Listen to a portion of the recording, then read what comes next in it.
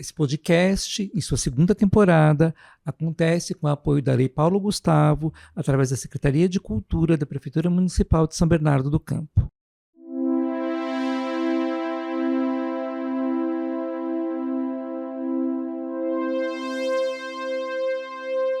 Olá, você está em Arte Adiante, um podcast onde nós conversamos sobre arte, contemporaneidade, futuro e possibilidades de criação. Hoje eu converso com Cristina Suzuki, mulher nipo-brasileira com cabelo de comprimento mediano de coloração preta. Seus olhos são pretos, usa óculos de grau com lentes arredondadas com detalhes em branco. Está vestindo uma camisa bege e marrom. Nesse episódio, gravado no ateliê da artista, uma amizade de anos permite uma conversa inspiradora sobre a arte dentro e fora do ABC. Sou Nilo de Almeida, sou curador e museólogo, sou um homem branco, com cabelos grisalhos que já foram castanhos, olhos castanhos e uma altura média de 1,70. Seja muito bem-vindo, bem-vinda e bem-vindos.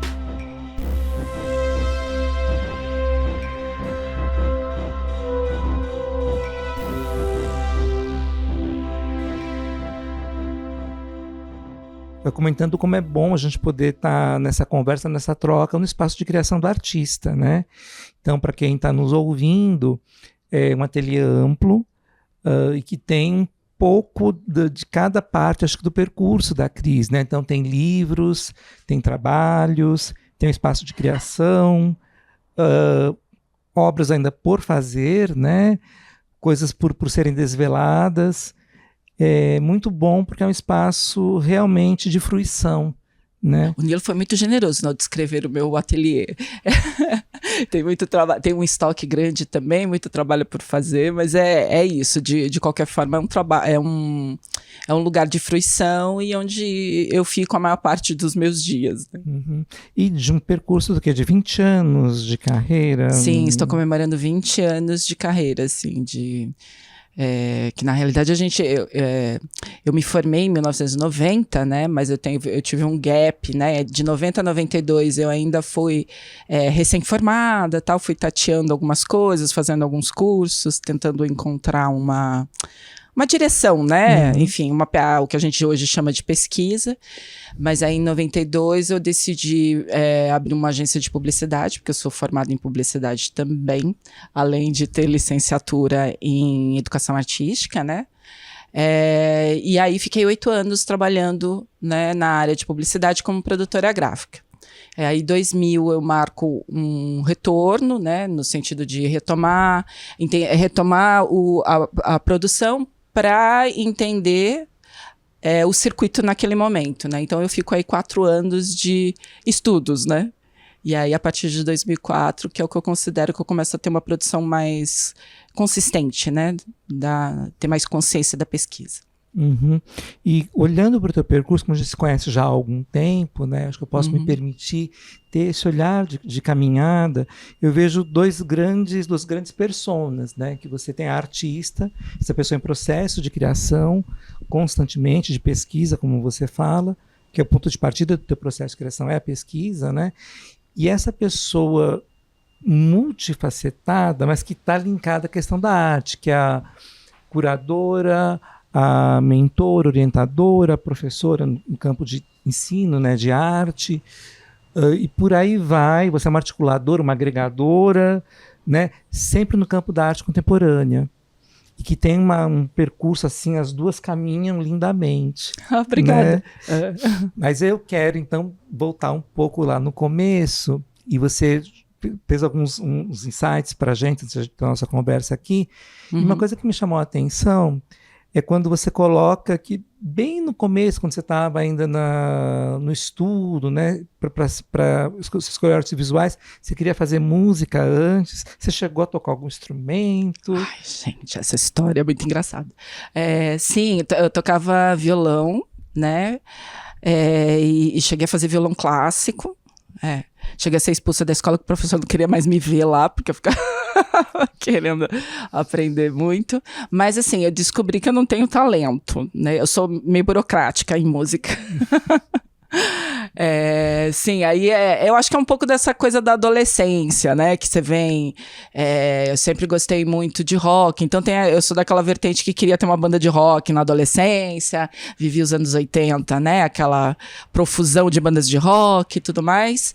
E aí eu acho que quando eu decidi fazer faculdade, eu fui para alguma coisa nessa. Na realidade, assim, a coisa é bem mais engraçada.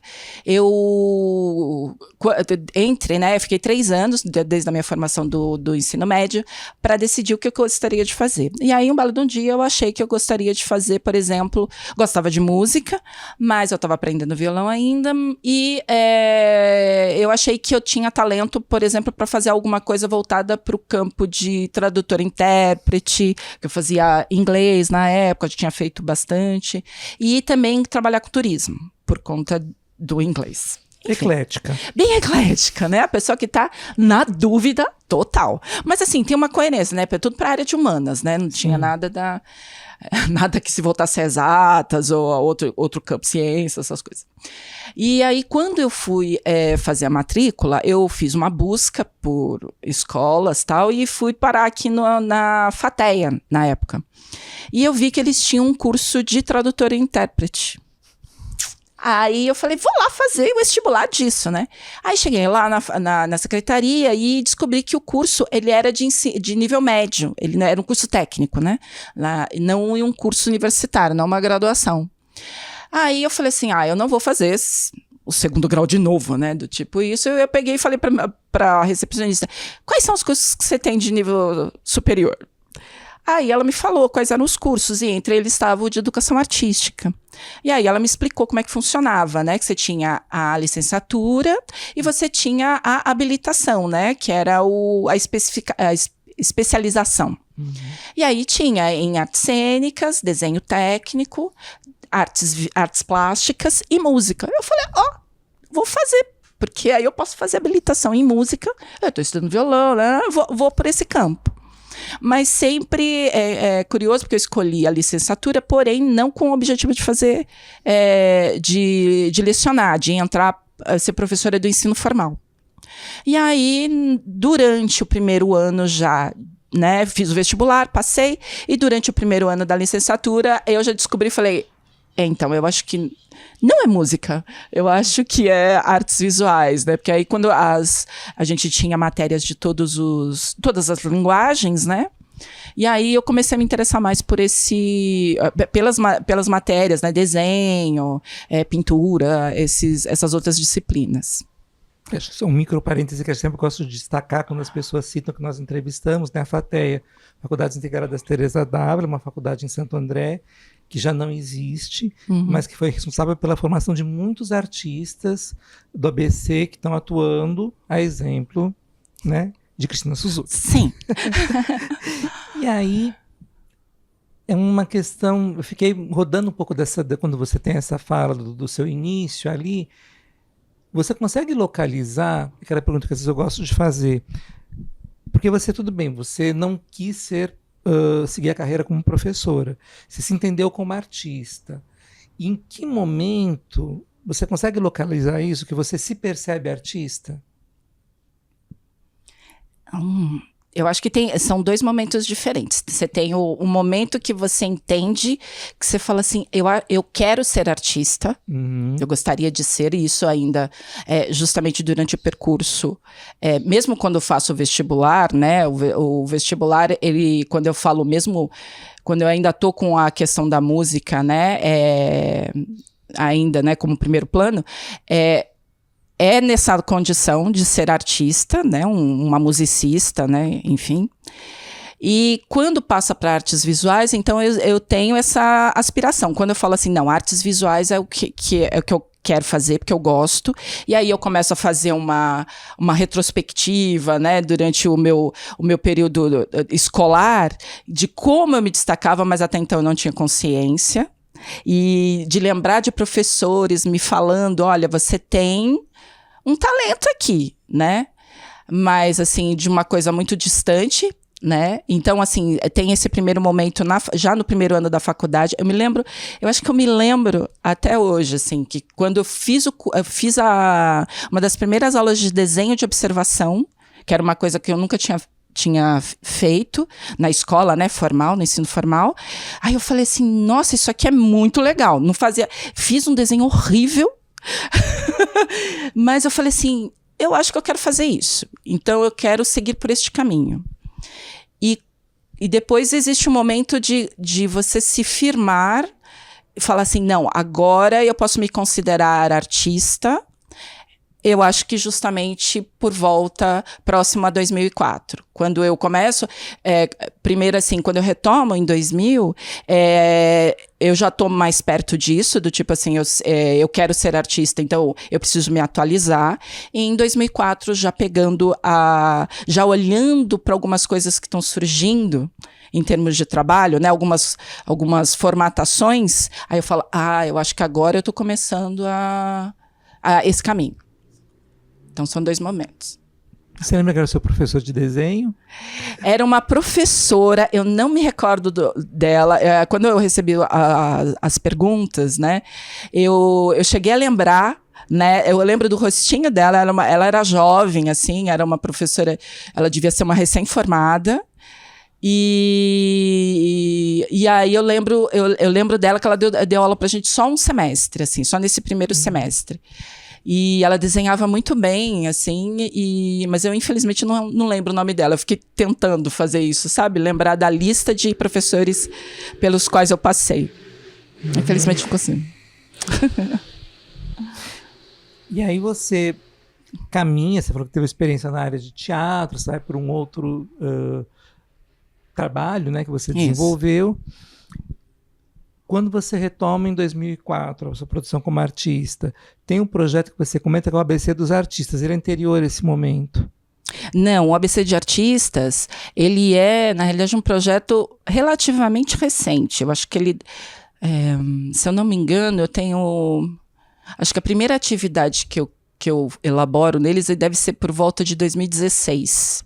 Uhum. Ele já é quando eu começo a assumir, né? Eu sou meio lenta, né, para algumas coisas.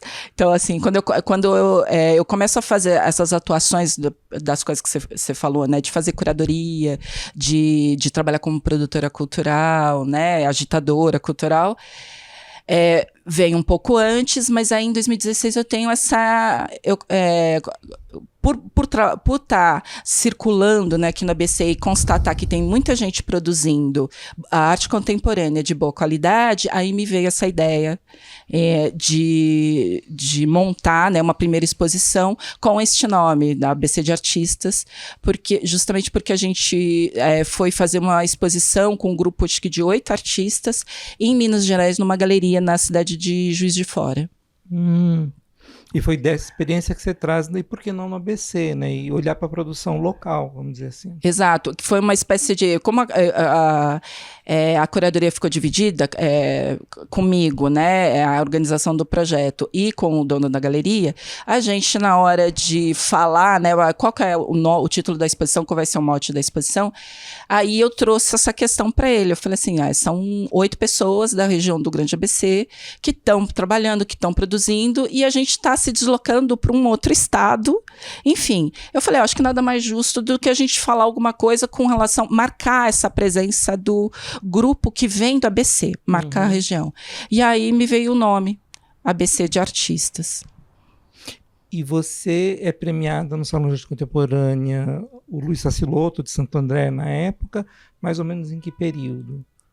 Eu acho que eu recebi o prêmio foi em 2011. Em 2011, com um trabalho Novos e Velhos Clichês para a Era Contemporânea. Aí eu tinha entrado, acho que no ano anterior, né, em 2010, com um outro trabalho, que é uma das minhas primeiras séries, né, desse percurso de 20 anos, que era da série Portrait. E acho que em 2016 eu entro novamente, com um outro trabalho. E você teve experiências anteriores em salão, em seleção? Sim. Como é que você avalia a para o artista, quer dizer, durante um período era uma coisa assim, essencial que ele fosse selecionado, aprovado em algum salão de arte, né? Hoje você acha que essa relação ainda é pertinente, ainda é relevante para a carreira do artista? Eu acho que sim, ele tem uma relevância, mas eu acho que ele não é o principal, né? Eu acho que eu acho que até pelos anos de 2015, ele tem ele é como se fosse assim, ou você circula em salão, ou você circula em galerias, né? Era uma coisa, ou instituições, né? Então eu acho que a gente, o circuito, né, os artistas mais especificamente, tem ampliado, né, muito as possibilidades de atuação, né, as formas de atuação, no caso das ocupações, né, que são coisas que vêm de outros países, né, práticas de outros países, de outros grupos de artistas que que vão sendo disseminadas, né, e essa atuação, né, de maneira independente ou mais autônoma, vamos dizer assim, né, de você ter o seu espaço, se você quiser fazer simplesmente alugar um espaço e fazer uma exposição e tal, eu acho que são possibilidades hoje, né, que não são só as do salão. Eu acho que o salão é legal até por conta de você ter possibilidades de sair, né, fisicamente, né, do lugar onde você atua, né, e também se fazer conhecer, né, mesmo que seja hoje em dia, né, com um acesso maior, né, das pessoas por conta das inscrições digitais, né. Eu acho que você tem possibilidade de fazer, né, circular mais a ideia do seu trabalho, o seu nome e tal, mas então eu acho assim, é uma das formas, mas existem muitas mais hoje, ainda bem. E em especial com a questão das redes sociais, internet também, que impactaram de modo extremamente, acho que dá uma mudança de chave também, né? Sim. Para amar e para odiar, mas não podemos viver sem, né? Exatamente, aquela coisa que eu acho que tudo vai da forma, tudo depende da forma que você usa. Eu acho que são ferramentas que na mão errada vai para o mal, né? Na mão certa, dá certo, né? Então, além disso, eu acho que as redes sociais, elas são o grande diferencial da nossa época, né? De você, de alguma forma, fazer existir o seu trabalho, né? Tanto que muitos artistas, eu me incluo nessa leva de artistas, que usa as próprias redes sociais para realizar trabalhos, onde os trabalhos acontecem dentro das redes, melhor dizendo. Ela vira uma ferramenta. Isso, mais uma plataforma, uma mídia, enfim. Muito bom. E para chegar nesse momento que você se entende, por exemplo, se apropriando da ferramenta digital, né, teve um caminho anterior, quer dizer, você sai da formação e você faz meio que em paralelo em algum momento, né? Você faz o trabalho como artista e começa a fazer outras ações. Escrever textos, fazer curadoria, né? Foi um processo meio orgânico, intuitivo ou como foi esse percurso? Foi completamente orgânico e intuitivo, quase sensitivo. Porque foi assim, bom, eu comecei, né, eu acho que quando a gente começa a trabalhar, eu tenho um estilo que eu preciso sempre de muita interlocução. Então, isso é uma prática que eu gosto muito, né? Estar cercada de pessoas que são os meus pares, né? Para discussão. Então, quando eu retomei, foi em 2004, inclusive, eu comecei a frequentar. Achei a Casa do Olhar, aqui em Santo André, né? E aí, na Casa do Olhar, na época, existiam 2 grupos, né? Que era o grupo que eles chamavam de Núcleo de Artes Plásticas e o Núcleo de Fotografia. E aí eu falei assim, bom, vou conversar com essa galera porque eu precisava me atualizar, eu estava nessa fase, né? E aí eu comecei a trocar a participar do grupo, né? E fiz um círculo de amizades ali, que era um círculo de amizades de troca e tal. E aí com esses fluxos, né, teve uma época que a Casa do Olhar teve que ser fechada, porque o prédio, né, teve que passar por uma restauração e tal, e esse grupo, ele saiu, o grupo de artes plásticas, a gente continuou se encontrando, né, em outros lugares. E aí, dali, então, saiu esse primeiro grupo de amigos mesmo, porque a gente se aproximou mais, né? E, enfim. E aí, com isso, a gente fazia reuniões num espaço aqui, um espaço cultural, que é o Alfarrábio, que ela cedia os sábados, a gente passava os sábados lá fazendo as reuniões do grupo. E aí logo surgiu um convite, né? Eles viram que a gente estava muito inteirado lá, aí surgiu esse convite, e a gente pegou e fez aliás, eu fiz uma primeira exposição lá. Isso já em 2009. E aí, depois, na sequência, elas me convidaram para tomar conta, retomar, né? Tentar retomar um calendário de exposições que acontecia há muito tempo atrás no mesmo espaço. E aí, eu falei, bom, então vamos convidar os amigos aqui da região, porque mas, enfim, o espaço tem uma série de peculiaridades, tal, e que a gente precisa pensar, a pessoa tem que ter uma ligação afetiva ali com o lugar.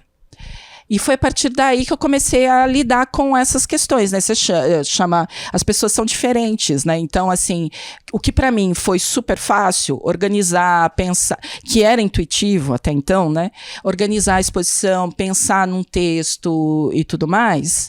Para algumas pessoas era completamente complicado, né? De fazer edição, enfim. Tinha gente que não sabia escrever, enfim. Aí eu fui ajudando, porque tudo que a gente fazia era sem dinheiro, sem remuneração, enfim, por amor à arte. E aí, a partir daí... Básico, né? Coisas que são quase inerentes à prática, mas a gente está querendo mudar isso. A minha atuação no circuito, inclusive, ela é muito em prol disso também, da profissionalização do artista. E aí eu acho que essa coisa essa profissionalização intuitiva que vem da minha prática como dona de agência, né, dona de empresa, enfim, eu vou amalgamando tudo isso, né, uma coisa não exclui a outra. E aí eu comecei a desenvolver essas coisas. Quando eu vi, eu já estava quase 10 anos cuidando da programação expositiva lá do Alfarrábio, e já estava fazendo textos de mais de uma lauda, e organizando, pensando, enfim. Eu fui, a partir da observação e também em paralelo, né, de circular nos espaços, né, que tinham já essa profissionalização um pouco mais avançada, né, do que a minha. Esse meu poder de observação, eu acho que é uma habilidade que você pega quando você trabalha, enfim, nesses ambientes corporativos, você ser mais ágil, mais rápido, mais pronto. Acabou que me fizeram fazer, me fizeram enveredar por esses caminhos, né? Então foi praticamente ajudando os amigos a organizar as próprias exposições, a entender as próprias produções e a tentar falar sobre essas produções. E você produzindo em paralelo, né? Produzindo em paralelo, e trabalhando em paralelo, e tudo em paralelo. A clássica tripla jornada. Exatamente. Eu já não sei mais nem quantos turnos eu dou por dia. E só também acho que é bom fazer um registro, está falando da Alfarrábio, Espaço Cultural de Santo André, da Dalila Teles Veras e da Maninha, né? Sim, total, 2 guerreiras, assim. E aí você falou da questão da profissionalização da carreira de artista. E a gente vai para uma questão, até vou colocar a pergunta como sugeriram para fazer aqui, que dá para ser artista sem ser herdeiro? Uai, dá? Eu tô há 20 anos trabalhando. Não, eu sou herdeira de dívida só, mas... eu descobri ao longo da trajetória que você tem perfis de pessoas, né, e consequentemente, por conta da origem dessas pessoas, né, você tem perfis de artistas que vão atuar no circuito, né, e esse circuito ele tem vários âmbitos, né, então o clássico, né, artista herdeiro, né, que tem todas as... Que principalmente, eu acho que além a vantagem desse artista, não é só o fato dele ter dinheiro, mas sim dele ter muito mais ter acesso à informação, que eu acho que o grande poder assim, o grande poder no mundo é a informação. Né? Uhum. Então, se você tem mais informação, você tem mais condições de elaborar coisas melhores, né? E chegar mais cedo aos lugares, né? E pelo menos, e também até ter a visão de que você pode chegar. Né? Você tem opção, e eu falo muito isso, né, para os artistas. Eu continuo dando orientação. Aliás, quando eu comecei a fazer orientação, né, já tô pro 8º ano de orientação com artistas, e isso é uma coisa recorrente, né, que as pessoas perguntam, né, falam, mas eu sou aqui do ABC, sou aqui da Quebrada, né, eu tô na Zona Leste, enfim. Como é que eu consigo chegar nesses lugares, né? Falei, você consegue chegar nesses lugares estando neles, né? Porque é isso que a gente faz. Eu lembro de uma conversa recente que a Sandra Cinto fez uma exposição ano passado, né? Então, aquela conversa que ela fez, né? A gente depois voltou, foi para São Paulo, né? Conversando. E ela já tinha abordado isso, né? Que a Sandra, ela morava aqui perto, era num bairro aqui do outro lado, né? Que é o Jardim Ana Maria. E eu morava em São Mateus, né? Então a gente era meio que enfim, todo mundo que estudava, né? Na FATEA, era aqui da região, né? É considerado a periferia de São Paulo, né? E a gente estava lembrando que, poxa, a gente de alguma forma, estava tomando consciência, aliás, a gente de alguma forma quebrou um paradigma, porque qual era a expectativa nossa, né, com a formação dos nossos pais, a origem deles e tal, era a formação de ficar, que aqui, né, no ABC a gente brinca que é o CP, que é o candidato a peão. Então a gente ia ser alguma coisa, ia fazer o ensino médio e ia ser qualquer coisa, como trabalhar no mercado, enfim. Ou numa empresa. Ou numa empresa, exatamente, fazer uma carreira numa metalúrgica instalada aqui. E pra gente nunca foi alternativa, sabe? A gente era ou a gente era sem noção. No meu caso, eu posso falar, eu era, acho que, meio sem noção, né, do tipo, assim, tá, né, assim, na minha casa nunca teve essa premissa, né, existiam as premissas, claro, você precisa ser melhor do que eu, os meus pais falam, vocês precisam ser melhores do que nós, então, o mínimo é estudar, né, mas não tinha uma coisa assim, não, você precisa disso, você precisa seguir aquele lugar, né? Todo mundo era muito solto, né, na minha casa, assim, os meus pais eles eram muito soltos. E deixou a gente muito solto. Então, assim, a gente não via empecilhos. Então, eu acho que hoje em dia, a grande vantagem para a geração que é depois da minha, ou né, até dos nossos produtores aqui, é que eles têm muito mais informação, eles sabem aonde buscar informação e tem esse paradigma, ele já está bem diluído, né? Então, acho que o nosso grande movimento, o movimento da nossa geração, foi justamente quebrar o paradigma de que de que eu tenho que permanecer na periferia com o cargo da periferia. Né? Quase como um sistema de castas da Índia, né? E a gente não viu isso. A gente simplesmente foi fazendo, né? Do tipo, por curiosidade já, né? E de tipo assim, eu vou fazer, mas eu vou fazer no meu tempo. Então, então dá. E hoje a gente vê, né? Eu acho que dentro do que a gente vê de movimento aqui no ABC e nas periferias, você vê muitos artistas trabalhando, inseridos no circuito nacional, inseridos no circuito internacional, e que, assim, estão aqui do mesmo jeito. Eles e também tinha uma coisa, tem uma questão aqui, que antes parecia que determinados lugares ficavam muito longe do centro, da Zona Oeste de São Paulo, né? Só que essa distância estava na cabeça, né? É uma outra geografia, na verdade. Exatamente. Né? Hoje a gente tem rodinhas nos pés e simplesmente a gente é próximo mais próximo, inclusive, de alguns bairros de São Paulo. Então, de quebrar essa ideia de que São Paulo é muito longe, ou que outros lugares são muito distantes, ou de que outros lugares não são pra gente porque são muito longe, eu acho que já quebrou. Então, dá pra ser sem ser herdeiro. Eu acho que fazendo um paralelo, né, que eles têm mais ou menos um mesmo período de percurso, e no meu caso foi pelo serviço público. Eu sempre gosto de falar, porque é uma coisa que não é muito comum, que eu tive essa oportunidade. E acho que tem um elemento, talvez você traga isso também, que a nossa geração, talvez as gerações mais novas, tenham também quebrado essa barreira. Esse tempo que você fala é o tempo da arte também.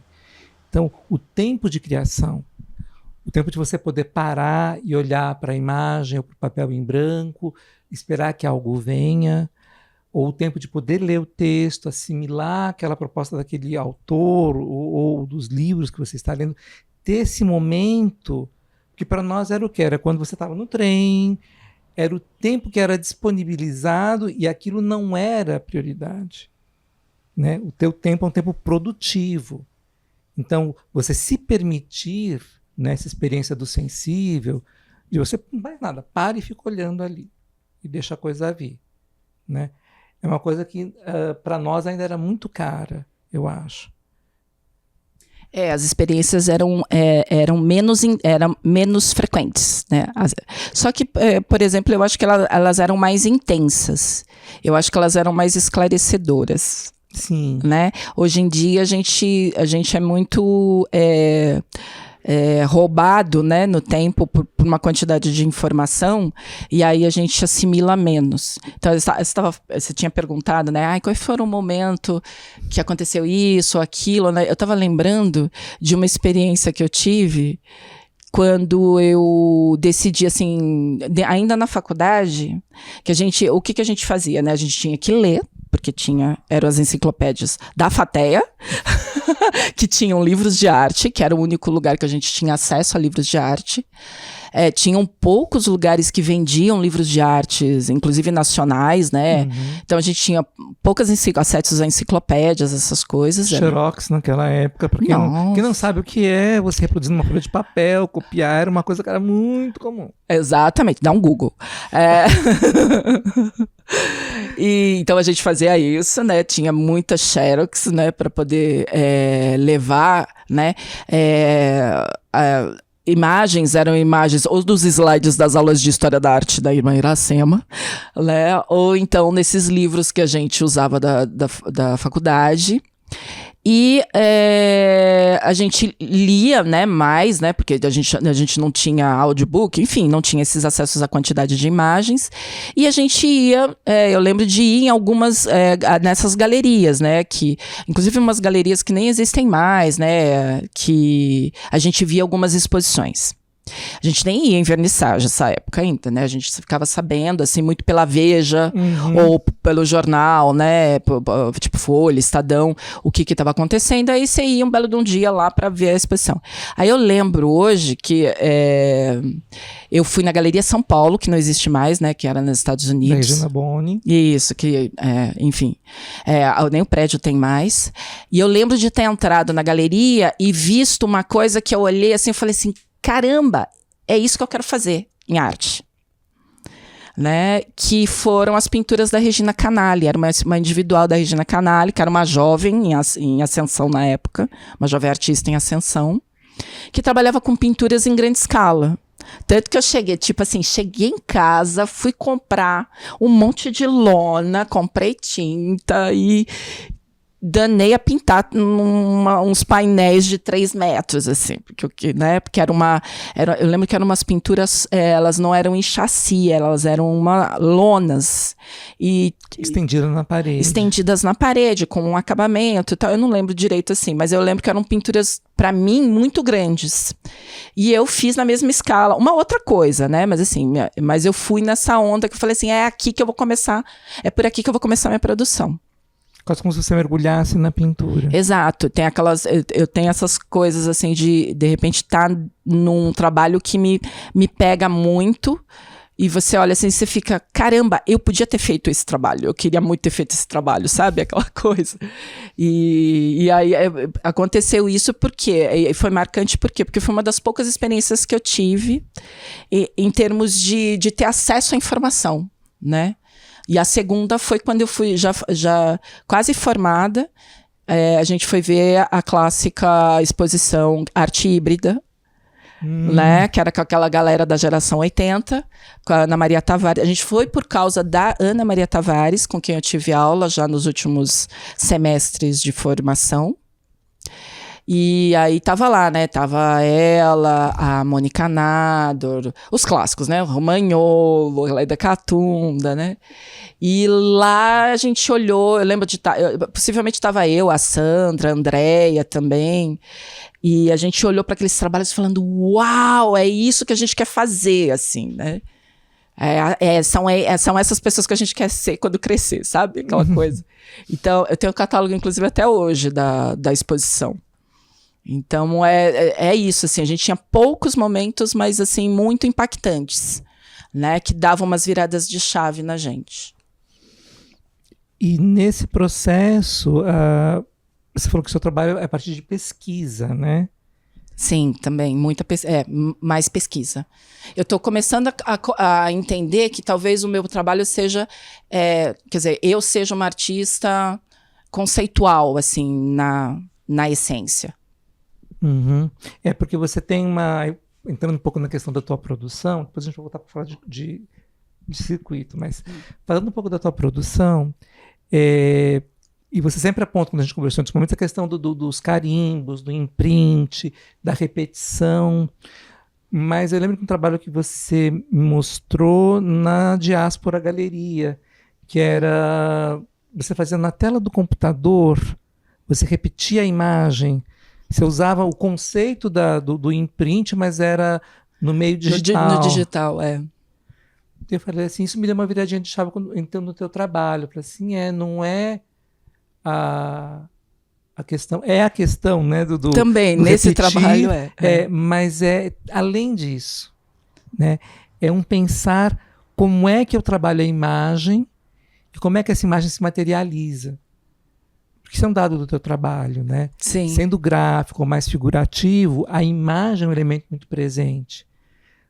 Quando a gente olha o teu trabalho, você fez alguns vídeos também, né? Qual seja o aspecto que você está explorando ali no trabalho, a experiência é de contato direto do espectador. A imagem se coloca. Então, como a imagem pode produzir diferentes significados na tua produção, né? Eu acho que essa é uma leitura boa para o trabalho, para a pesquisa em si, né? Uhum. Eu acho que é isso. A questão da comunicação, de como a gente elabora, acho que procedimentos de comunicação, né? Sejam eles visuais, linguísticos, né? De comportamento. Eu acho que até coloco isso meio da minha declaração de artista, que eu entendi assim, sei lá, talvez com mais consistência há um pouco mais de 10 anos, que o que me interessa é essa comunicação direta dentro do trabalho, né? E também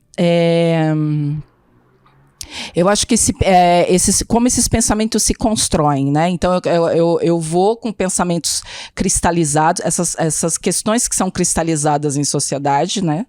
Na nossa, e questiono elas. E questiono os procedimentos, né? Uhum. Então, por exemplo, o imprinting, né? Que é o meu trabalho que tem uma questão formal um pouco mais no primeiro plano, né? Ele tá falando de trabalho também, né? Porque a forma com que eu executo ele, né? Para simplesmente quando você acessa uma primeira camada, você lida com alguns códigos que estão ali, eu acho que é um pouco de uma brincadeira, né? De uma sacanagem, na realidade, que eu faço, né, com o espectador, no sentido de, eu vou entregar uma coisa aqui para você, mas assim, eu vou te desestabilizar também, né? Então, eu começo a criar uma série de perguntas na cabeça da pessoa, né? Então, formalmente, ele é uma estampa que está sobre uma superfície, né? É algo que esteticamente ele é agradável, né, de se olhar, sim, mas o processo que foi criá-lo, né, que a pessoa olha, ela subentende que é de uma forma, e aí ela vai ficando surpreendida que aquilo deu muito mais trabalho, tem muito mais camadas, né? E aí essa forma de operar, de produzir o trabalho, é uma informação para a pessoa falar, nossa, então você teve que... Por que você trilhou esse, né? Ela fica com essa pergunta, por que você trilhou este caminho se existem maneiras muito mais cômodas, muito mais práticas, muito mais fáceis de chegar, né? E aí eu deixo a pessoa com essa pergunta, né? Simplesmente eu dou uma de mãe, né? Tipo, porque sim, e acabou. Porque tem uma coisa, eu vou tentar fazer uma provocação, porque tem essa questão conceitual, mas ao mesmo tempo tem uma questão, isso que você falou agora, dessa quase braçal, né? Seja no literal da palavra, de você produzir, então aquele trabalho que é um rolo que a pessoa pode destacar uma parte da obra, quer dizer, você imprime o rolo inteiro de papel e deixa lá à disposição para o público. A ideia dos clichês, que você usa o conceito do clichê do carimbo, né? E no clichê que você coloca aquela palavra, ela vai poder vários significados a partir da própria palavra do signo, né? Uhum. Inclusive a obra que está no acervo de Santo André uma obra da série, um clichê. Inclusive é clichê a palavra que está ali, né? Não, é o Google. Google, não, desculpa, gerúndio. Gerúndio, que é o clichê de telemarketing. Estaremos fazendo, né? Estaremos fazendo. E de um contínuo de tempo. Você pode desdobrar várias leituras. Sim. E aí você vai para um trabalho como você faz aquela série de... São panos de chão que você fotografa? Isso, panos de chão, São belíssimos.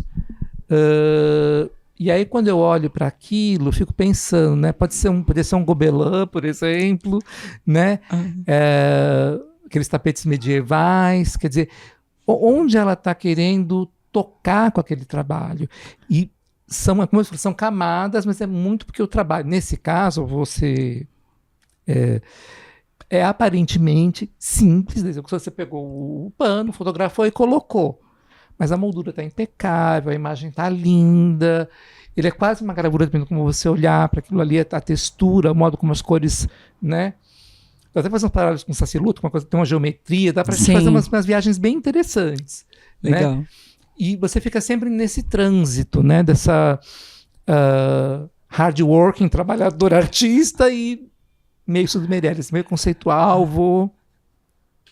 exatamente. O trabalho, ele é direto. Alguns trabalhos são muito diretos, né? Mas por serem diretos, eu acho que às vezes eles dão uma bugada na pessoa, né? Você fala assim... É tão óbvio, mas assim, tipo, por quê, né? Teve uma curadora que falou pra mim, que ela falou uma frase que eu tô usando um monte agora, que eu falei assim, que foi uma sensação que ela teve. Ela falando justamente dessa série Coleção de Verão para Panos de Chão, né? Ela falou assim, é legal esse trabalho porque você olha para aquilo, você fala assim, você identifica, você fala assim, tá, é um pano de chão. Você tem a dúvida da imagem, né? Você tem uma ilusão ótica ali, né? Com a imagem que ela é hiper nítida. Ela é mais nítida do que se você visse o próprio objeto ao vivo. E ela fala assim, tá, isso aqui é tão óbvio, mas assim, tipo, o que eu tô vendo aqui, né? Ela fala, é tão direto que você fica duvidando, né? Você se pergunta também. E aí a mesma coisa que acontece, eu acho que a grande parte dos meus trabalhos, né? Do tipo, você vê os clichês, a série Papel de Pão, né? Então, é uma bandeira com texto escrito. Sim, mas por que esses textos escritos, né? E por que chama Papel de Pão, né? Então, essas cargas conceituais que as frases, que a palavra traz, juntando com a imagem, eu acho que são ferramentas que eu uso em todos os meus trabalhos, né? Então, mesmo o imprinting, por exemplo, que você tem lá, que é óbvio, é uma estampa, tá? Aí você vai e você olha o nome da estampa, tá lá, figura 1 e figura 1 espelhada, sobrepostas, intercaladas, alinhadas à direita e à esquerda. Aí a pessoa fala assim, não, a pessoa fica do tipo, não, é uma coisa, só uma coisa bonita, né? E tem um nome esdrúxulo de... Né, que todo mundo fica com bronca quando vai fazer etiqueta. Imensos. Ficam 6 linhas ali, que é o nome do procedimento, né? Que é assim, eu estou reforçando a questão do trabalho. Você desdobra o trabalho, na verdade, ali no processo. Exato. Tem sobre o espaço de discografia também, né? Exato. A questão da etiqueta, da legenda, né? Exatamente. Foi muito engraçado num jornal, quer dizer, que a pessoa me pediu o nome, né, o título para colocar debaixo da obra. Aí, na hora que eu mandei, a pessoa mais... Tipo, você acha que você deu um Ctrl-C, Ctrl-V demais aqui, né? Porque o título é tudo isso mesmo de texto, né? Eu falei, não, é isso mesmo, né? Aí tá, não, mas vai ficar estranho no jornal, tal, assim, mas esse é o nome do trabalho. Então, se ficar estranho, então não coloca o nome do trabalho, coloca dentro do texto, né? Então,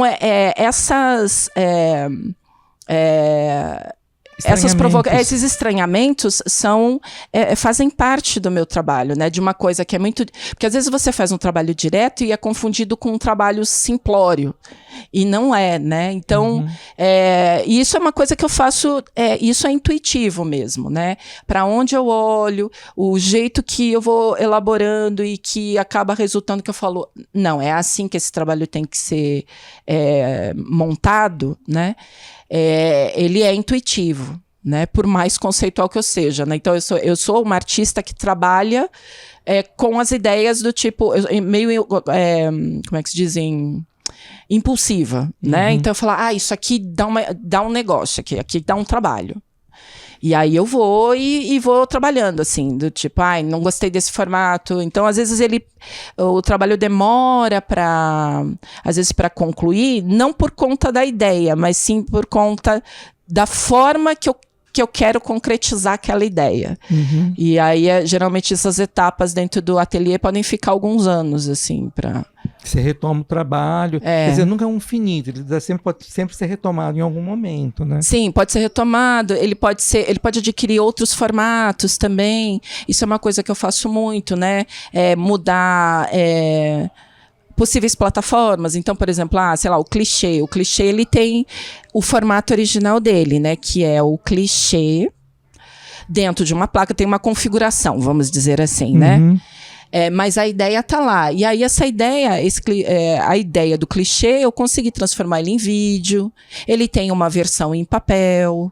Então, isso é uma coisa que eu gosto também, porque trabalha com a própria questão do circuito. Que é, por exemplo, essa coisa da escassez, da exclusividade, da única forma possível, né?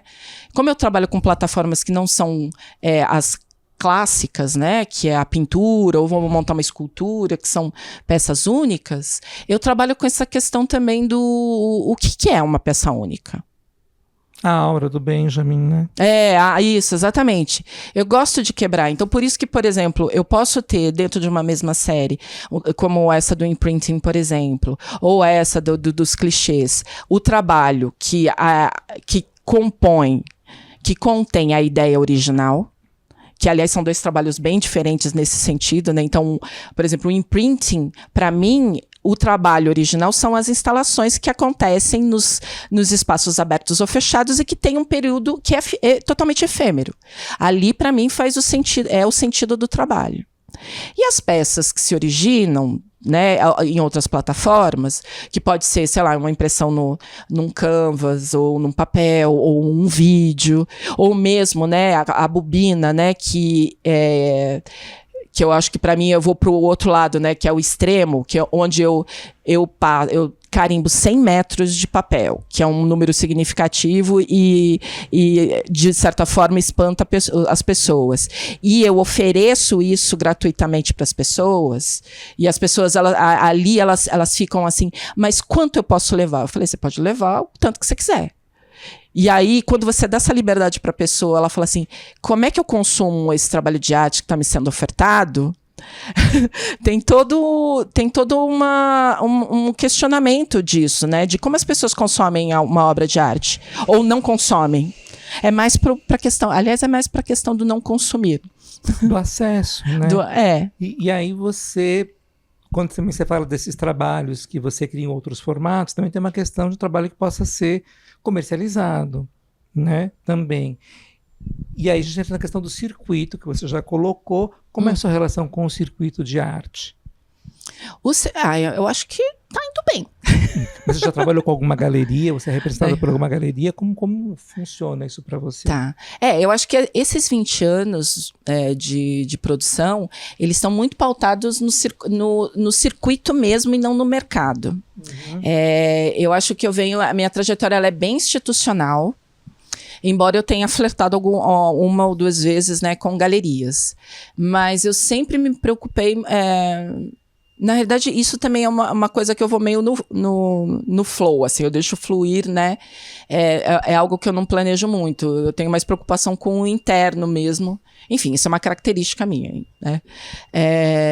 Mas todas as minhas ações, elas são voltadas para exposição, para atuação no institucional, né, em espaços independentes, em alguns espaços, em editais, né, de espaços, equipamentos municipais, estaduais. Mas eu tive, em 2016, né, eu fui representada durante um ano por uma galeria nova, que tinha uma proposta super nova, assim, que era a Galeria Adelina, né? A gente foi o proprietário dela, né, na época nos abordou antes, né, da montagem do espaço físico, toda uma proposta de acompanhamento, de atuação nova. Então eu fiquei um ano lá. Aí depois de um ano aberta, né, a galeria, ele resolveu fechar e parar, né, parar com a representação, e depois, enfim, foi atuando de outras formas até que ele fechou o espaço físico. E mais recente, né, eu fui o ano passado, né, e formalmente a gente se apresentou, né, apresentou a parceria esse ano. Eu fui convidada pelo Alex Tso da Diáspora Galeria para compor o elenco dele. E então, assim, atualmente, né, a gente está formatando, né, essa parceria, né? Então fiz uma exposição lá, né, recente, uma individual já para fazer esse debut. E o Alex também tem uma proposta de atuação, né, de abrir uma frente diferente dentro do circuito de arte. Já começando, né, com o elenco, né, que é fazer esse recorte diaspórico, de trabalhar com artistas que têm esses corpos, né, que não são brancos. Uhum. Né? E para você, entrando no clichê, já que você assim tocou, sim. E é um tema que também aparece na tua produção, né? O clássico, você é artista mulher, né? Isso, de algum modo, como você vê de uma experiência anterior, quando você vai para ingressar no circuito, já estava meio resolvido ou ainda hoje é uma questão? Você diz assim, de trabalhar com esses estigmas? De ter essa questão. Se né? Tem essa questão. Você ser uma mulher não branca. Uhum. Não, a minha produção, eu acho que ela não, eu tô começando a olhar vamos dizer assim, essas questões agora, né? Uhum. A questão mais diaspórica. Eu acho que o meu trabalho não é, eu não sou, não é o meu trabalho, mas assim, eu não sou muito...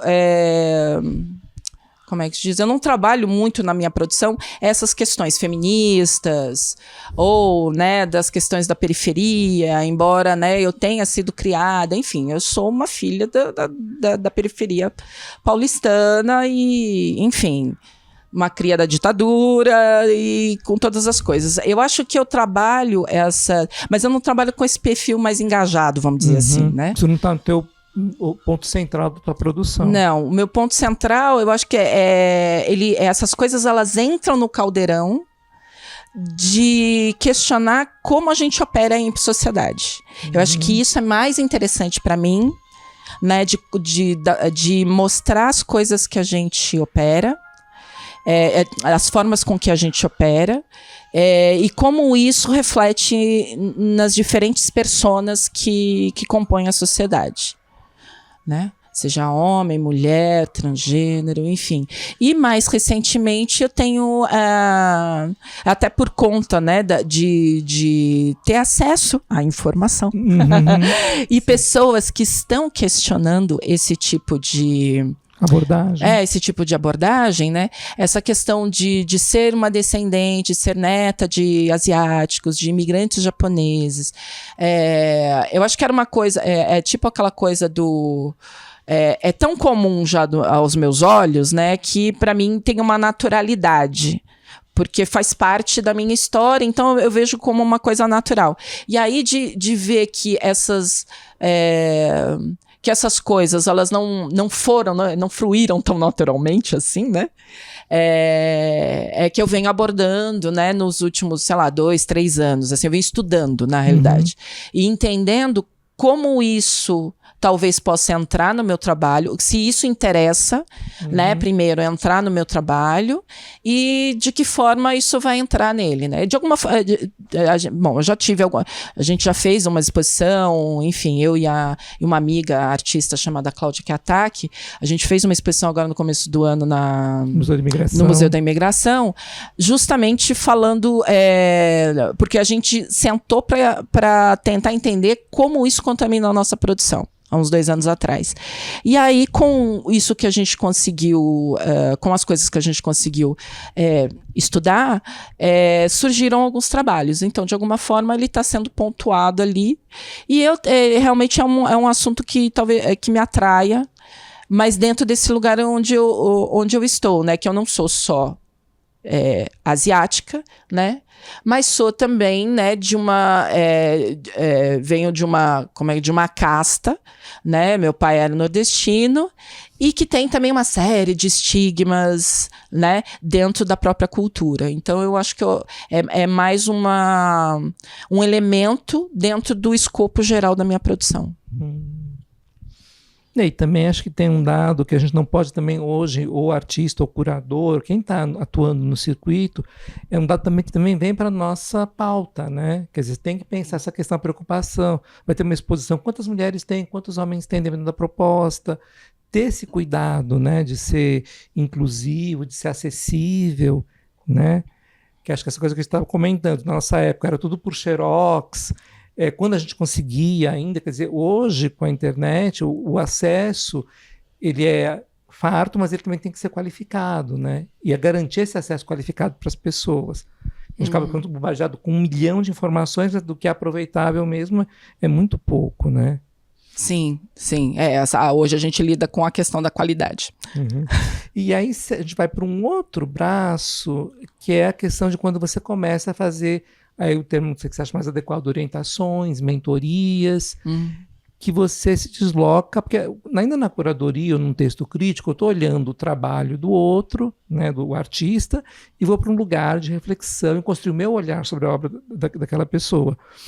Mas aí como é quando você vai olhar para o trabalho do outro e compartilhar a tua visão, para que ele também possa repensar a produção dele? Como que é essa relação? Como é? Essa pergunta é muito ampla, me perdi. Não, no sentido de... Porque o termo eu acho sempre delicado, porque para mim seria um professor, orientador ou mentor, quer dizer, você vai fazer apontamentos, Sim. Mas as pessoas às vezes entendem como uma coisa de você interferir no trabalho do artista, ou de você... criar no lugar do artista, muitas vezes, né? Então, como é essa relação na qual, na verdade, você procura elevar a produção da pessoa? Ah, entendi, tá. Eu acho que para mim foi também um pouco intuitivo. Eu acho que é um pouco da expectativa de que eu, como artista, possivelmente esperasse de um orientador, né? Porque a gente está vivendo um momento de transição de várias coisas, né? De vários tipos de atuação, né? Então você tinha lá o curador, né? O curador, ele era quem, né? Era quem detinha a palavra, que de alguma forma falava, dava o veredito sobre o que o artista estava pensando, né? E hoje em dia você não tem mais isso, né? A posição do curador é aquele que vai colocar um ponto de vista, como você acabou de falar, né? O ponto de vista dele acerca do trabalho do artista. Ele não está falando pelo artista, né? Ele está dando um ponto de vista do trabalho do artista. Quem pode, já vi muitos curadores também falando que a única pessoa que pode falar sobre o trabalho de uma produção é o próprio artista, é a melhor pessoa, porque ele vai defender originalmente um ponto de vista. Defender ou vai expor. Acho que nem é o caso de defender, né? Hoje em dia a gente mais quer provocação do que solução, né? A gente quer arranjar problema, né? E aí, quando eu começo a fazer orientação, eu fiz orientação durante um bom tempo. Frequentei alguns grupos de orientação, né, nesse formato, né, de uma pessoa olhando o trabalho e fazendo provocações, que era uma artista, né, 2 artistas, e então eu acho que esse estilo me agradou muito, porque principalmente o estilo das pessoas com quem eu estava, né? Porque existem vários formatos, né? Existem vários estilos inclusive feitos por artistas, que os artistas realmente têm essa postura meio que de interferir ou de falar para a pessoa: isso aqui é uma porcaria, não faça mais isso, né? Que era um pouco da posição do crítico de arte há um tempo atrás, né? Eu cheguei a ouvir por muito tempo, por exemplo, algumas pessoas falando assim, de boa, né, assim, não sendo rude nem nada, né, mas assim, se eu fosse você, eu escolhia uma dessas coisas, e eu prefiro essa aqui, isso aqui é o que vai te dar o caminho pro seu trabalho, isso aqui não tem nada a ver, né, e só que eu sou teimosa, eu falava, não, tá bom, é uma opinião. Eu já entendia que aquilo era uma opinião, não era uma verdade. Eu precisava caçar minha verdade. Então, as orientações que eu fiz como artista, as orientadoras, elas tinham essa postura, né? Olha, isso aqui é legal. Enfim, a gente tinha as discussões nesse nível. Então, quando eu venho para cá, para ABC e começo a fazer as orientações, eu trago um pouco disso, que é a sororidade, né? A sororidade artística, né? Porque eu não estou numa posição de um teórico que às vezes que não pratica, ou que não tem essa... eu não acho que a pessoa, por não ser artista, ela não vai ter uma orientação boa, adequada. Eu acho que é essa coisa da empatia, de entender, de se colocar no lugar do outro. Então, eu sou um teórico, né? Mas assim, o artista, qual é o problema do artista? Então, eu tenho que seguir por aquele caminho ali para tentar ajudar essa pessoa, né? Então, para mim, foi meio que uma coisa que já foi inerente a como eu vejo e como eu me relaciono com as pessoas, né? Então, assim, eu gostaria... eu nunca falo... né, isso aqui tá ruim. Às vezes eu falo, claro que eu falo literalmente, isso aqui tá ruim no sentido de você pode mais. Vamos aí, né? Você tá com preguiça, sabe? De entender que para algumas pessoas você precisa provocar, a pessoa tá num momento X, enfim, sempre, eu acho que empatia é a melhor coisa para você olhar para a pessoa, inclusive, assim, às vezes de deixar de dar alguma orientação, porque você sabe que ela não tá no momento legal para ouvir. Você vai falar e ela não vai te ouvir. Né? E então não sei se eu respondi direito a sua pergunta. Sim, e eu acho que você coloca uma questão que é importantíssima, que a gente tem que ter aquele momento de falar para a pessoa: olha, tá errado, mas não é que está a pessoa ou a produção dela até que tecnicamente não está bem resolvido, porque também tem esse outro lado, né? Então isso é uma coisa muito reflexiva demais, né? Muito aberta.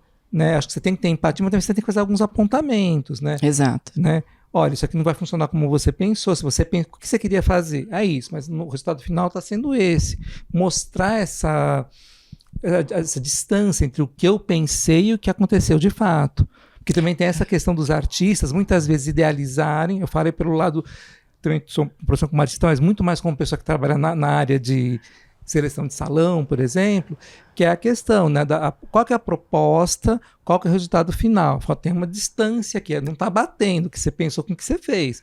E a pessoa acaba muitas vezes tomando isso como você não está me entendendo, né, porque aí vira uma coisa não é a obra que eu estou apontando uma situação. Não é pessoal. Não, sou eu que você está, né, eu que estou errado. Exato. Então, isso a gente fala com uma certa... Eu falo com uma certa frequência, né? Porque essa questão ainda mais hoje em dia que a gente trabalha com arte, a gente trabalha com... Vamos dizer assim, muitas vezes o trabalho, ele parte por um processo cerebral, né? Existem artistas que praticam muito o pensamento, mas praticam pouco a produção. Né? Então, quando a pessoa vem muito projeto, né? Às vezes a pessoa vem com muito projeto e tal, a única coisa que eu falo, eu quero ver trabalho, eu não quero ver croquis, porque assim, no mundo ideal, eu brinco, né? Eu falo, no mundo ideal, na cabeça da gente funciona tudo, gente, assim. E isso não é uma vantagem só sua, é assim, para a cabeça de todo mundo. Na minha cabeça funciona um monte de coisa maneira, mas aí na hora que eu vou colocar em prática, às vezes a gente não, inclusive assim, a gente às vezes não tem capacidade técnica para executar aquilo que a gente está imaginando. Eu falei, e às vezes a gente não precisa abrir mão disso. Você fala assim, o que eu vou fazer? Agora eu vou fazer um curso de 2 anos para aprender a fazer esse negócio, que eu não sei fazer, ou vou contratar uma pessoa para executar para mim, né? Então, porque tem também toda essa crise, né, de, se eu não coloquei a mão na massa, isso aqui não é meu, não fui eu que produzi. Mas acho que até você pode contratar a pessoa para fazer, mas ainda assim você vai ter que se aproximar disso. Sim, porque exatamente. Também tem esse outro problema, né? Que às vezes eu vejo uma questão do conceitual que vira assim, larguei mão. O desenho tá lindo e ele vai acontecer. Chama alguém, faz a mágica agora, né? Então acho que tem uma coisa que acho, para mim, muito de depoimentos de pessoas assim da nossa geração, essa preocupação de ou eu vou executar, eu vou aprender como é que faz, como é que o tijolo fica um em cima do outro, se vai suportar o piso, vai suportar o peso do trabalho, se vai ter tomada suficiente para poder ligar todo mundo, a luz do espaço não explodir, né? Eu tenho que ter essas preocupações. Ou se eu não tenho, eu tenho que ter uma pessoa que vai me dar esse suporte. Exato. Né? É isso. Né? É exatamente isso. De qualquer forma, você tem que ser um gestor. Sim. Que é essa parte da profissionalização, por exemplo, do artista, né? O artista não é um ser iluminado. Ele é um ser iluminado porque ele trabalha pra caramba. Uhum. Que ele estuda pra caramba, né? Que ele é curioso. A gente é curioso, a gente pesquisa, a gente pergunta, a gente se aprofunda em áreas que aparentemente não são da nossa alçada, mas a gente faz ser. Uhum. Né? E tudo isso por quê? Porque a gente tem que ter esse aporte. Às vezes a gente precisa ter o aporte de outros profissionais para poder executar uma ideia que não é uma ideia padrão, né? Que não é a questão da pesquisa, né? O que te move, o que você pesquisa, qual é o assunto pelo qual você se desloca. E daí você vai agregando e vendo que isso eu posso fazer ou isso eu tenho que ter ajuda de terceiros, né? Exato. E você, por falar em ajuda de terceiros, em produção, você fica numa fase, acho que nos últimos 2 anos, pelo menos, de muitas exposições, ou trabalho que você fez a curadoria, ou que você entra como artista, também para participações coletivas, né? Muito intenso, né? Acho que é uma coisa que você vinha pesquisando, coproduzindo, e agora isso veio para a parte de compartilhar com o público, né? Uhum. Vai nesse ritmo ainda ou... Não, se eu fosse herdeira, eu tirava 2 anos sabático. Assim, eu acabo não resistindo, mas eu acho que vai ser menos. Uma tentativa de desacelerar. Uma tentativa de desacelerar, porque, na realidade, os últimos anos, eu mais lidei com a gestão, né, dos trabalhos do que com a produção deles, né, com criação, né. Acho que acabou saindo de trabalho novo porque ele estava guardado aqui, ninguém tinha visto, e aí fui resolver coisas práticas dos trabalhos no sentido de acabamento, como é que eu apresento isso, como é que eu produzo aquilo, né. Então eu produzi muita coisa, mas assim, de produzir no sentido de construir, né? Porque as ideias, né? Os protótipos já estavam todos elaborados, justamente para poder dar conta das exposições, né? E então, assim, eu gostaria do ano que vem eu conseguir abrir frentes de pesquisa que já estão na ideia, né? Mas eu tô vendo que eu não vou conseguir, não. Mas tem uma coisa que é muito bacana nesse processo dos 20 anos, que você produz um livro. Sim. Acho que é o primeiro livro da tua produção, um livro de artista sobre artista, né? E você faz um trabalho muito bonito com a capa, que cada capa é uma diferente da outra, né? São imprints que você cria um específico para cada capa, né? Sim.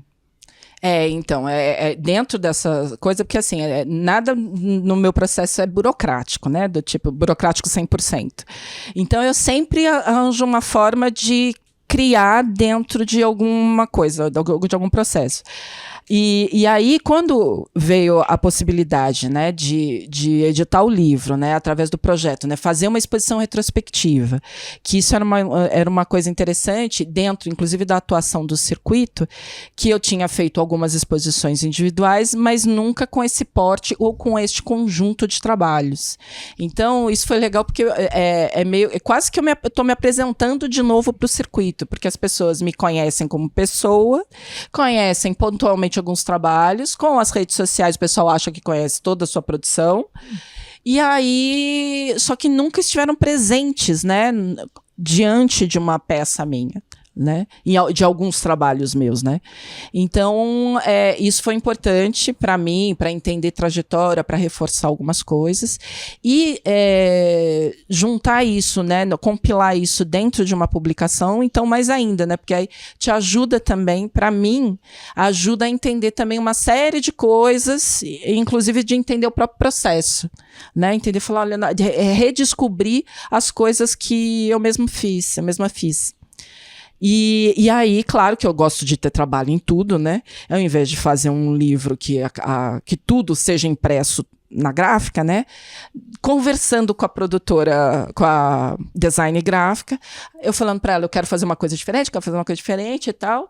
Aí ela falou assim, e se você carimbasse as capas, né? Do tipo, né? Naquele brainstorm, assim, né? Eu falei, é isso, né? Aí estava eu aqui durante 2 semanas, carimbando as capas individualmente, 800 peças, né? E eu acho que isso aqui é uma espécie de reprodução do trabalho da bobina. Sim. Né? Porque eu estou entregando, né? Aliás, assim, o livro, né, ele não está sendo vendido, ele é uma doação, porque ele faz parte de um projeto que foi aprovado no PROAC, né?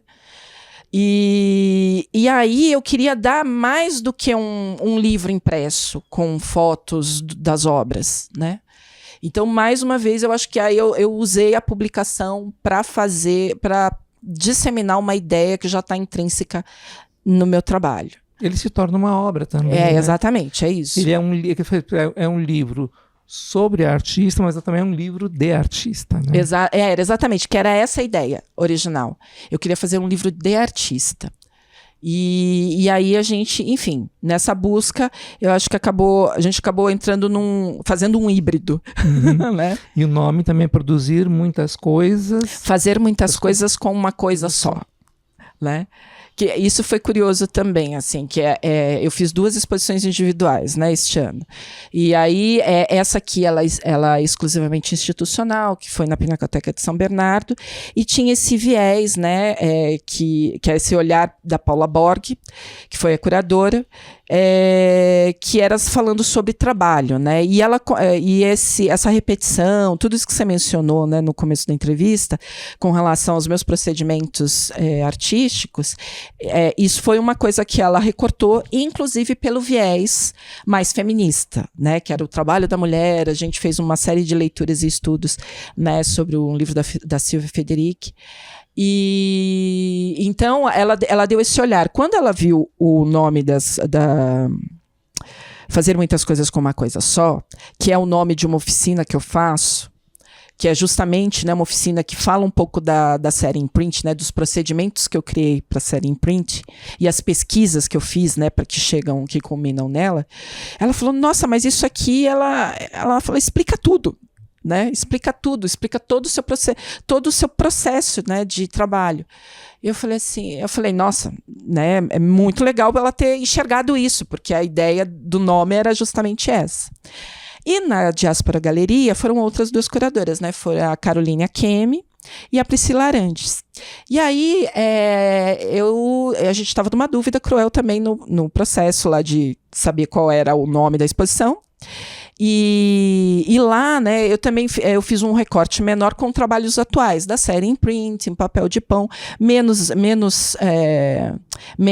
trabalhos, né, mas trabalhos mais recentes, né, e inéditos.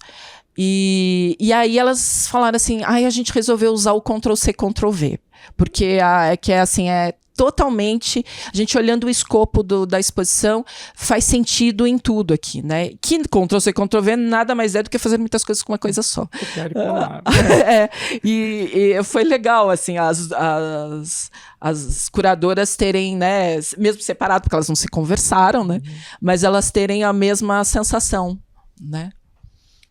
Da exposição. Da exposição, não, do meu processo de trabalho. De entender a essência, né, do teu processo de trabalho. Exato. Foram na mosca. E aí você esse ano foi para a Bienal de Veneza. Fui. E aí eu tô tocando nesse assunto porque você é uma pessoa, como eu falei, a gente sempre encontra em vernissagens em São Paulo, você está sempre no circuito, com as rodinhas para cima e para baixo, exatamente, circulando pelo ABC. Você consegue, eu imagino, olhar, se você foi para a Bienal agora, como é que você vê o panorama hoje, pensando para o artista brasileiro, para produção contemporânea, o artista do ABC também, que acho que está inserido hoje em dia no mundo também. Sim. Bom, a Bienal, né? A Bienal ela é uma overdose, né, de informação, né? E ao mesmo tempo eu acho que assim, o tempo que a gente fica lá ainda é muito pouco, né? Para digerir tudo, e assim, entender também que é um recorte também, é um recorte, é muito louco isso, porque eu vou falar agora que eu estou constatando agora, que é assim, é uma quantidade enorme de informação, uma quantidade enorme de artistas, de uma quantidade enorme de lugares diferentes. De curadores. E mesmo assim ainda é um recorte. Então, você sabe, eu saio meio bugada, né? Toda vez que eu vou em lugar assim, muito grande, eu saio meio bugada. Mas, assim, eu acho que se a gente quiser, né? Ou pensando individualmente, né? Não pensando em mercado, porque se você começa a pensar em mercado, você fica meio, eu acho que esperando, né, uma posição do mercado que é uma entidade, né, que não vai... às vezes você não consegue alcançar, né? Você não consegue dar para frente se você pensar, né, em termos muito amplos, mas eu acho que se todo artista quiser, né, ele, de alguma forma, ele já está conectado. Eu acho que a gente tem essa questão da globalização, né, ela é mais sintomática, assim, globalmente. Eu acho que a gente está alinhado, eu acho que a gente tem um nível de informação muito interessante, de formação dos artistas. A gente tem, claro, né, existem... como é que se diz? Diferenças culturais que refletem na produção artística. Isso é muito visível, principalmente quando você vai nos pavilhões, né? Os próprios pavilhões, né? A arquitetura dos pavilhões, elas já são um signo muito forte, né? Do que aquele país, como aquele país se enxerga. E aí, na hora que você olha os trabalhos dentro, de como eles foram, como é que rolou a curadoria, como é que os artistas se colocam, que tipo de linguagem e escala técnica, o acabamento dos trabalhos, ele se dá. Né? Então, isso reforça, você sente que a gente tem algumas características que até poderiam ser melhoradas, eu acho que a gente tem, né? Mas, ok, né? Quando você entende, aí você começa do seu jeito, né, a gente começa a trabalhar essa linguagem que faz com que o trabalho se torne mais universal, né? Não fique tão restrito, né, a regionalidades. Mas as próprias regionalidades nessa Bienal, elas foram enaltecidas, né? Porque você olha para os pavilhões e aí você tem um recorte curatorial que traz exatamente isso, né? Por isso que o nome é Estrangeiros em qualquer lugar. Estrangeiros em qualquer lugar, né? Ou por toda parte, enfim. E é isso, né? Porque assim, você tem a sua identidade, em alguns lugares o seu trabalho, ele tem um determinado alcance, importância, né, uma leitura, e em outros lugares ele vai ter um estranhamento. Por quê? Porque você é estrangeiro. Sempre para alguma pessoa você vai ser um estrangeiro. Né? Eu gostei muito, né, da exposição principal, né, do Arsenale. Eu acho que, claro, a gente nunca gosta de tudo, né, é impossível você gostar de todos os trabalhos, mas os trabalhos eu acho que eles dão conta da ideia. Né? O recorte curatorial, né? Melhor dizendo, eles dão conta, né? Quando você olha o conjunto de trabalhos, né? Então, é isso. Eu acho que estamos na fita. Uhum. Você acha que a gente consegue ver umas luzes adiante, então? Não, bem pertinho. Tá bem pertinho. Eu acho que é isso, né? Eu acho que pro circuito, falando de produção cultural, eu acho que a gente não devemos nada para ninguém. E caminhamos bem. Né? Caminhamos bem. Perspectiva, atravessando a pandemia que nós atravessamos, caminhamos... Sim, eu acho que o Brasil é um circuito, né? Tanto que, enfim, a SP Arte está aí, né? Então, até pela questão mercadológica, né? Você vê que o Brasil tá nesse circuito global, né? E aí, com isso, né, com as suas características, né, você vai fazer tem uma feira de arte em Dubai, a coisa é muito mais, né, superlativa, né, vai para uma Art Basel ou vai para uma Miami, você tem uma certa característica. Eu acho que quando a gente entender que características não significa ser menor, né, é diferente, aliás, de ser uma obra mal produzida, porque isso a gente vê também, né? Uma obra mal acabada, uma obra mal produzida, né? É diferente das características que a obra tem, porque a obra vai ser potente, né? Independente do material que ela está usando, da escala que ela pode ser uma obra que consumiu milhões de dólares, quanto uma que... R$50. R$50, sem conta, aí a gente consegue resolver. Né? Muito bom. Sim, eu fico pensando, né, por todo o circuito que você já vem acompanhando, tipo Bienal, eu acho complexo, arrisco dizer que eu não sei se você vai estar tão tranquila nos próximos anos. Tomara que não. Tão desacelerada. Mas assim, eu queria, acho que agradecer imensamente você abrir o ateliê para nós, abrir os seus pensamentos, acho que é muito importante, porque acho que é até uma questão que a gente tem discutido no projeto, e você, para mim, acho que é a síntese disso hoje, de você mostrar que o ABC está no circuito, é um lugar potente de produção, de criação e de contribuição para a arte contemporânea, né? Sim, não, total. Uma das coisas que eu me enfezo, eu me enfezo com bem pouca coisa. Mas uma das coisas que eu me enfezo é quando as pessoas se encerram, né? Ou falam que a região aqui, ela vai... Nesse caso, né, da autonomia da produção, eu não estou falando de questões sociais, tá? Eu estou falando só da questão de quando você pensa que o seu trabalho não pode alcançar porque você está em determinado local, né? Isso era um pensamento que se tinha muito, né? Até a década de 60, 70, sei lá, 80, não sei. Mas eu acho que hoje, com o fluxo, a gente se movimenta de uma forma, né? Bom, a pandemia tá aí para dizer de como a gente se movimenta, né? Porque como o mundo, né, se contaminou, né? Então, se as pessoas não se movimentam, como é que esse vírus andou tão rápido pelo mundo, né? Então, eu acho que a gente se locomove, né? Inclusive fisicamente, que não dá mais para achar que a gente vai morrer com a produção artística no próprio, sabe, no próprio quintal, né? A gente só vai morrer com a produção artística no próprio quintal se você não tiver disposto a tirar essa produção do quintal, né? Então eu acho que essa coisa do movimento, ela é mais importante. A gente precisa se propor a se movimentar, né? O seu clichê é o movimento. O meu clichê é o movimento, rodinha nos pés, assim.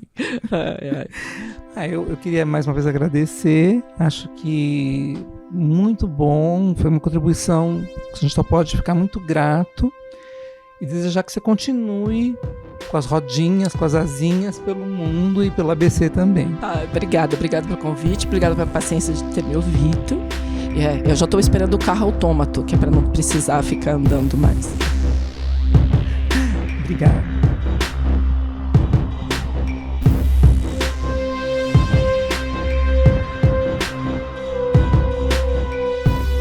Você ouviu o Arte Adiante, um podcast da Cheio Vazio, apresentado pelo Nilo de Almeida, dirigido por Shunji Okazaki e produzido por Paradoxa Cultural. Essa segunda temporada foi apoiada pela Lei Paulo Gustavo via Secretaria de Cultura da cidade de São Bernardo do Campo. Nos siga nas redes sociais e ouça nossos outros episódios. Tchau!